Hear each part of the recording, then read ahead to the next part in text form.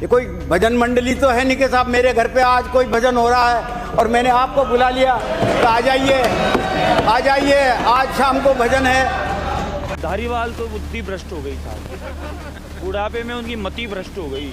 सरकार तो नई बनी है लेकिन राजनीति वही पुरानी है। एक दूसरे पर आरोप प्रत्यारोप करना और बयान देते वक्त नैतिकता का जरा भी ख्याल न रखना।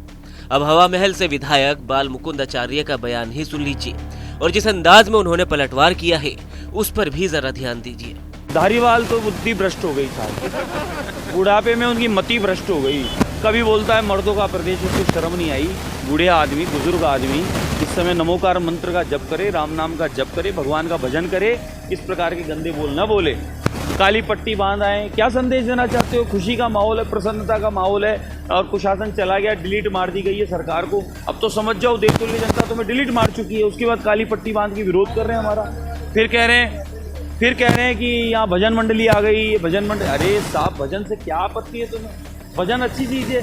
भजन मंडली आ गई, भजन करेगी, सत्संग करेगी, 36 कौम को साथ लेगी, सबका विश्वास जीत के विकास करेगी। और तुम्हें इन बातों से क्या आपत्ति है? ये परिवार में हम लोग सामूहिक रूप से संगठित होकर और यहाँ विकास का काम के लिए आज हुए हैं, शपथ का कार्यक्रम हुआ है। वो बयान भी सुनिए जिस पर बाल मुकुंद आचार्य इतना तिलमिला गए।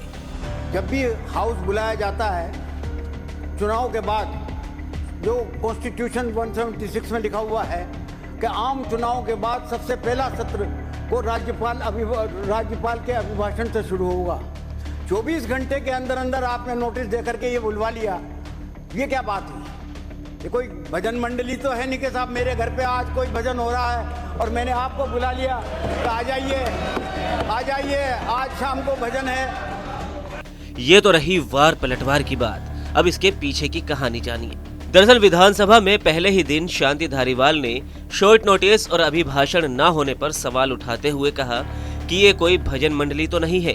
इस पर बाल मुकुंद आचार्य ने कहा कि बुढ़ापे में उनकी मति भ्रष्ट हो गई है। कुल मिलाकर भजन मंडली के बयान पर विधानसभा में खूब शोर मचा। बीजेपी ने आरोप लगाया कि ये सनातन का अपमान है, जबकि कांग्रेस की तरफ से इस पर फिलहाल कोई प्रतिक्रिया नहीं आई है। शांति धारीवाल और बाल मुकुंद आचार्य के बयान पर आपकी क्या राय है? आप भी हमें कमेंट सेक्शन में जरूर बताएं।